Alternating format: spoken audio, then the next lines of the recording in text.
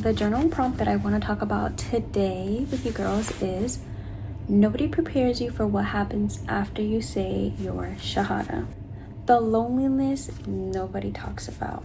It didn't hit me until I was invited to my first Eid by my husband. With Eid being the only holiday that Muslims can celebrate, I didn't have no one to call. I didn't have no one to invite over. I couldn't call my mom or my sister or my friends and be like, hey, do you want to come with me to this event? Because no one knew what I had going on. I know that Muslims were modest or are modest. I didn't want to disrespect the religion. And at the time, I remember going into my closet, picking out this random white scarf, a winter scarf at that, wrapping it around my head, wearing a denim jacket, a Guess striped shirt, and some trousers. Oh my god, like thinking back on this outfit, how horrible. And I went by myself. I showed up, and the first person to give me a hug and welcome me was my father-in-law.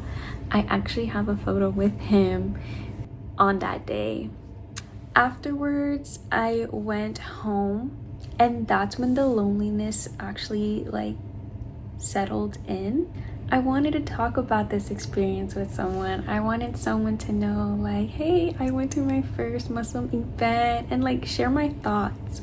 However, it did not stop me from exploring the religion. I do also want to say that when you announce that you are a revert or you took your Shahada, the Muslim community online is incredibly nice, and some would even extend themselves to help you and to navigate Islam with you. At the time, I took my Shahada with my husband and no one knew about it, so I didn't have that community until later on when I announced it on social media. This is not to say that you're fully alone. It's to say that you might lose the closest people to you. Point 2. Feeling like you have to become perfect overnight. Oh my god. This one was so crucial for me. I am very, very hard on myself when I don't do something correctly. One of my biggest struggles when becoming a Muslim was Salah. I had a hard time saying my prayers in Arabic. With Salah, I began with going on YouTube and typing in how to make Salah for beginners. I came across this YouTube channel called Zaki and Friends, and it's basically a Muslim kids channel, and they break everything down for you to the T. Once I started to watch those videos consistently, I started to become a little more comfy with the movements. After I got my movements done, I moved on to what to say in each movement. First surah that I learned was Al-Fatiha. For me personally, I wanted to write down Al-Fatiha as many times as I could in Arabic so that I can remember it. I learned Al-Fatiha in English first, and then I moved on to saying in Arabic. I remember having the movements also drawn out on piece of paper, and I stick the paper on the wall and practice. I will look at the paper. Second thing that I was trying to get a hold on was my hijab. At this point, I remember it was COVID had just started, so social media was a big thing. I remember going on Instagram and looking up hijabis at the time. The hijabis that I saw during COVID were not hijabis that I wanted to look up to. I remember getting frustrated because I couldn't find someone to look up to, and I sat there and I told my husband it's so hard to dress modestly when I don't know who to look up to, and all of the girls online don't wear it the way that Quran says it. And he sat there and he held my hands and he said, baby, the religion is perfect, not the people. If you're going to sit there and try to find the perfect Muslim woman or perfect Muslim girl to follow, she's not going to be there. I was like, oh my God, like, you're right. And I actually like sat there with his words and I asked Allah to forgive me, because that sounded kind of judgy of me to be like, oh, she's not wearing how it's supposed to, da da da. Along the way through my journey, I was literally dressing and wearing my hijab as those girls I was talking about. It was a very humbling experience, mashallah. Even now, after 8 years, I still struggle a bit with the proper covering. One of the steps that I took to better my modesty was having to remove those who didn't fit into the lifestyle that I wanted. And that helped a lot. Another thing that I did that helped, read the Quran. Read the Quran. If you don't understand it in Arabic or can't read Arabic, they have an English Quran and they have a Spanish Quran. Also, I forgot to mention, if you are a new revert and you mispronounce some words in Arabic, you get double the reward because you are literally new and you're trying. So a win is a win, guys. Like, I don't want no one to sit here and be like, oh, I can't do it.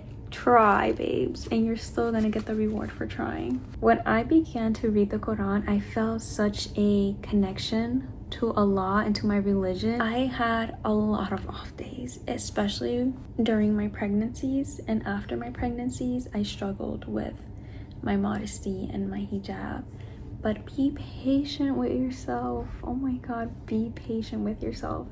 Pray, make dua, make dua, make dua, make dua. When I say make dua, I don't mean like your daily prayers. I mean actually take a time out of your day and sit down with Allah and pour your freaking heart out. Like, cry if you have to. Like, I don't care. Make sure you have that like one-on-one conversation with Allah. Point 3, grieving your old self. People celebrate your new beginnings, but they don't always understand also grieving parts of your old life. In the beginning, I talked about the loneliness and how I was lonely during Eid. This is another loneliness that I experienced. Holidays. I remember Christmas was around the corner and I wanted to put a tree in the house. Mind you, I'm already Muslim and it's been months of me practicing. And my theory was, I told my husband, can I just put a tree up and not celebrate Christmas? Like, I just want the decoration. He's like, no, because that's literally imitating the non-Muslims. I said, yeah, but what if my intentions are not to celebrate Christmas? I just want the tree. And he was like, no, girl. Like, and I remember at one point he felt so bad for me because I was so alone, guys. I didn't go to any holiday parties with my family and I felt excluded. I felt left out. I definitely got FOMO. I knew that it was for a good cause. I would be lying if I said I did not miss eating pernil, which is pork, drinking coquito. Coquito is a Hispanic alcoholic drink. My mom tried so hard to get me to go to her little like Christmas gatherings, and she would even go out her way to buy me Christmas gift even after me telling her multiple times that I don't celebrate.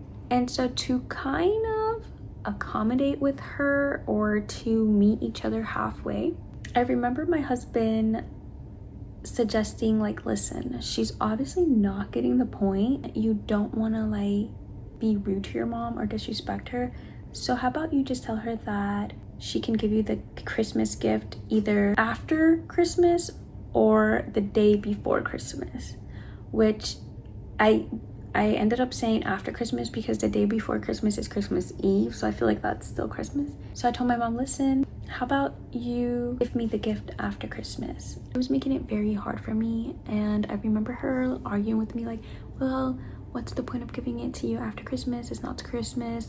And when she finally figured out that I wasn't backing down on my religion, she agreed to just, you know, give me and the kids the gift after Christmas. That part of me I grieved, and also the part of me that dressed a certain way, especially during the summertime. Oh my god, during the summertime I was so miserable, because when you go from dressing in small skirts, dresses, shorts, tanks to fully covered overnight, it hits you. I remember sitting there in bed and I said, oh my god, babe, like I miss going out in some shorts. Like I just miss throwing something on and just heading out. Now I have to think of what I'm going to wear and make sure it's modest. I missed doing my hair. Before I converted, I was a sew-in, weave, wigs, box braids type of girl, honey. Like I did it all. Dye my hair different colors. Like when I tell you every month I had a new look, I missed that. And my nails, oh my god, like every 2 weeks, babe, I was in the salon getting these claws done. That part of me was missed a lot. How I worked through these little phases of grief was on my menses. I would put press on nails. I would still do my hair, but I couldn't get any fake hair because it's haram to wear false hair.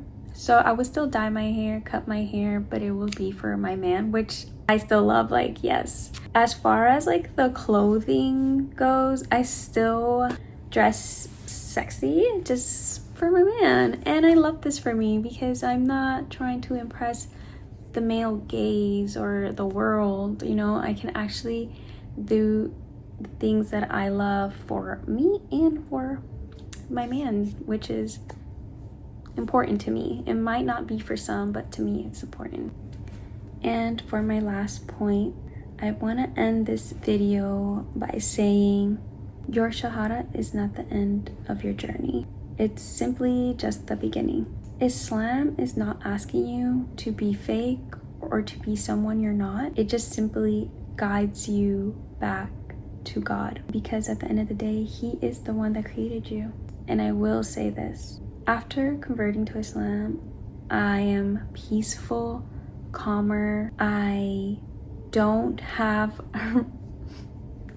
regular like crash outs, and I don't think I can see myself going back to that old me. It's okay to miss her. It's okay to grieve her. It's okay to think about her, but think of the new you now.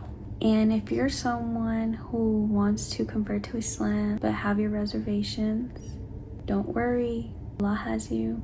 And I will keep making videos like this to help anyone who is struggling. I also want to suggest keeping a journal and writing everything down so that when you do convert, you can look back at your old self. I hope that I broke this video down nicely. It was so lovely to chat with you girls. I will see you in my next video.